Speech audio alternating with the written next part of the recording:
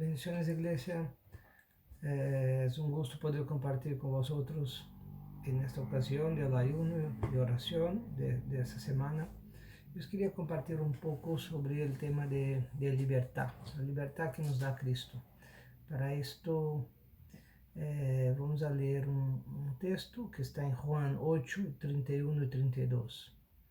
Y dijo entonces Jesús a los judíos que habían creído en él: si vosotros permaneceréis en mi palabra, seréis verdaderamente mis discípulos, y conoceréis la verdad, y la verdad os hará libres. Aquí, en ese texto es interesante ver que dice Jesús a los judíos que habían creído en él. Ya habían creído en Jesús, por lo tanto ya eran salvos. Esta es la primera libertad que tenemos que entender que hay en Jesús. La libertad de la ley, del pecado y de la muerte. A causa de creer en Jesús, recibimos el perdón de pecados y la libertad, la vida eterna. Esto es la primera libertad que nos da Cristo, es la más importante, es la que tenemos todo creyente. Y dice por ahí en Romanos 6:23, dice: porque la paga del pecado es muerte, pero la dádiva de Dios es vida eterna en Cristo Jesús.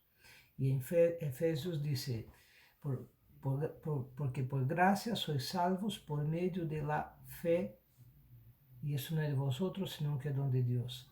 Entonces esa es la primera libertad. Jesús nos libera de la ley, del pecado y de la muerte eterna. Somos libres, tenemos vida eterna en Cristo. Pero si nos damos cuenta, en ese texto Jesús le dijo a los que habían creído, ya en teoría ya eran salvos, si han creído en Jesús.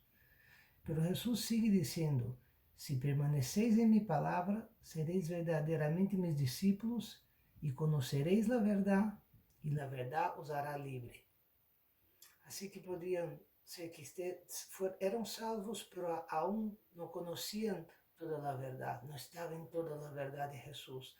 Y a causa de esto, vivimos a veces nosotros también, los creyentes, que sí que somos salvos, tenemos la libertad, pero aún estamos con alguna atadura porque no conocemos toda la verdad o no nos entregamos a toda la verdad de Cristo. Por ejemplo, a veces somos perdonados, pero vivimos como si aún estuviéramos siendo acusados. Somos libres, pero vivimos a veces con ataduras mentales, psicológicas, de carácter, ataduras físicas, de vicios, puede ser. Somos alumbrados por Cristo, pero a veces vivimos en ceguera espiritual. ¿Por qué pasa eso? Porque tenemos muchas luchas, muchas ataduras, aún después de años de estar en el camino del Señor, porque seguimos con una libertad en Cristo, pero al mismo tiempo con ataduras. Yo creo que eso pasa porque nos estancamos, nos conformamos con la salvación y no queremos adentrar más en los niveles de libertad que nos ofrece Dios. ¿Por qué no queremos entrar? Porque adentrar en ese nivel, en esta desnudarse delante de Dios, en este quitar toda la máscara, implica eso, quedar al descubierto, quedar a veces en evidencia. Y esto es necesario si queremos ser libres, verdaderamente libres.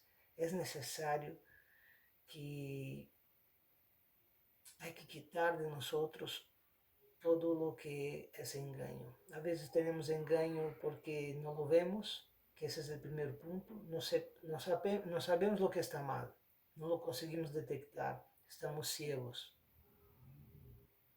Y hay puntos que son errores y pecados quizás, que lo sabemos, lo tenemos ya detectado, pero no tenemos la fuerza suficiente para lidiar con él, no tenemos el valor para confesar y para recibir esa libertad que nos ofrece Dios.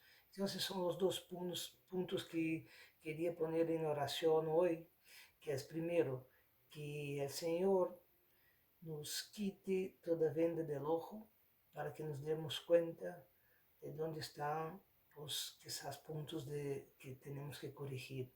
Y el segundo es que el Señor aumente nuestra fe y nos dé fuerza para combatir, para luchar contra aquellos puntos que ya tenemos detectados. ¿Vale? ¿Por qué os digo eso?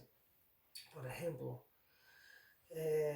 os voy a dar un versículo que habla de ¿por qué no detectamos? Porque a veces estamos ciegos y no entendemos lo, dónde están los errores. Porque el hombre natural no es capaz de identificar lo sobrenatural de Dios, lo espiritual.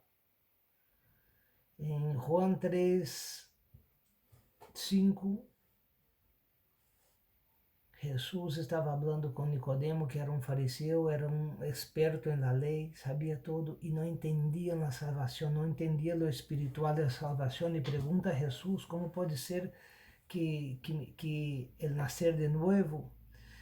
Então, Jesus lhe responde, em Juan 3:5, de cierto te digo, el que não nascer del agua e del Espírito não pode entrar en el reino de Deus. Lo que es nacido de carne, carne es, y lo que es nacido de espíritu, espíritu es. No te maravilles que te dije, os es necesario nacer de nuevo. El viento sopla donde quiere y oye su sonido, mas ni sabe de dónde viene ni a dónde va. Así es todo aquel que es nacido del Espíritu. Que estaba diciendo Jesús que hay una diferencia entre el hombre carnal y el hombre espiritual, que necesitamos nacer de nuevo, nacer del Espíritu. Necesitamos ese encuentro personal con Jesús, ese bautismo con el Espíritu Santo, ese adentrar más en lo espiritual para poder entender y discernir lo espiritual, discernir las cosas que están mal en nosotros mismos. Es necesario pues ese nacer de nuevo. Y esa es la primera petición que haremos hoy, un nacer de nuevo. Y lo segundo es para que el Señor nos ayude en la lucha contra la carne. Dice claramente que en Gálatas 5:17 dice que el deseo de la carne es contra el espíritu y el espíritu contra la carne. Y ese se opone entre sí para que no hagáis lo que quisieres. Muchas veces sabemos lo que debemos hacer, pero seguimos luchando y no conseguimos vencer la carne. ¿Por qué? Porque estamos quizás estamos dando poca atención a lo espiritual. Estamos quizás contristando al espíritu. ¿Vale? Esto es lo que pidió David en el Salmo 51 que nos compartía Pedro esta semana, ¿no?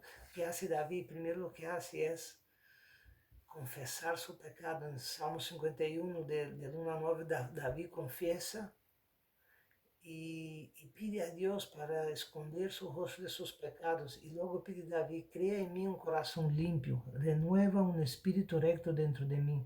Salmo 51, 11. No me eches de delante de ti, y no quites de mí tu Santo Espíritu. Esto es fundamental si queremos entrar en un nivel espiritual donde el Señor nos lleva a romper ataduras, a romper ceguera, a realmente alcanzar libertad. Es necesario ponerse a cuentas con Dios y no contristar al Espíritu.